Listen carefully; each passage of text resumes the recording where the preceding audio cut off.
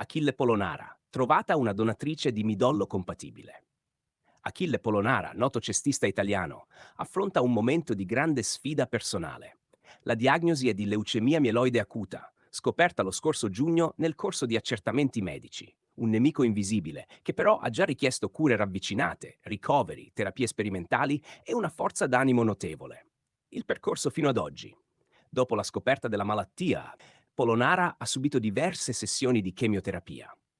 Recentemente si trovava a Valencia per cure specifiche, ma ha fatto rientro in Italia, a Bologna, dove ha trascorso alcuni giorni con la famiglia, recuperando energie e preparandosi alle prossime tappe. Durante un'intervista con Le Iene, Polonara ha ammesso che ci sono stati momenti della cura in cui ha pensato di farla finita, ma il pensiero dei figli e di sua moglie lo ha trattenuto dal cedere. Famiglia, affetti e verità quotidiana. Polonara parla spesso del suo sostegno fondamentale, sua moglie Erika, definita una colonna al suo fianco, costante, presente. Anche i figli, due, hanno vissuto da vicino la malattia, con le domande che inevitabilmente sorgono. Papà, perché sei in ospedale? Perché hai perso i capelli?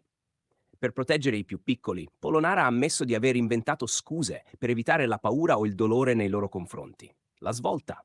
Donatrice trovata. Una delle notizie più sperate è arrivata. È stata individuata una donatrice di midollo osseo compatibile al 90%, una ragazza americana.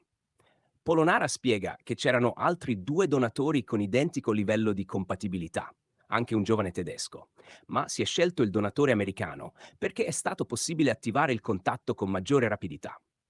Le prossime tappe, tempistiche e interventi. Il calendario è serrato. Polonara dovrebbe entrare in ospedale per il ricovero martedì, mentre lunedì 15 settembre ha già in programma alcune visite preparatorie. Subito dopo il ricovero verrà effettuato un ciclo di chemioterapia della durata stimata di 5-6 giorni. L'intervento di trapianto di midollo osseo è previsto tra il 23 e il 24 settembre. Lo stato d'animo. Nonostante tutto, Polonara dichiara di stare bene, nel senso che affronta la situazione con determinazione. I momenti duri ci sono stati, ma l'affetto e la vicinanza di tante persone, familiari, amici, colleghi di basket, tifosi, gli hanno dato la forza per non perdersi d'animo. Ha raccontato momenti simbolici. La finale scudetto con la Virtus Bologna, la scoperta della malattia durante quelle partite, la commozione quando la squadra ha festeggiato sotto casa sua una volta divulgata la notizia. Sono ricordi carichi di emozione che mescolano sport, vita e sofferenza, il presente e il futuro. Polonara è un giocatore della nazionale. In estate ha lasciato la Virtus Bologna per firmare con la Dinamo Sassari. Una delle sue paure e delle sue aspirazioni è tornare a giocare. Ha rifiutato incedere in un ruolo da scout perché ciò avrebbe significato smettere.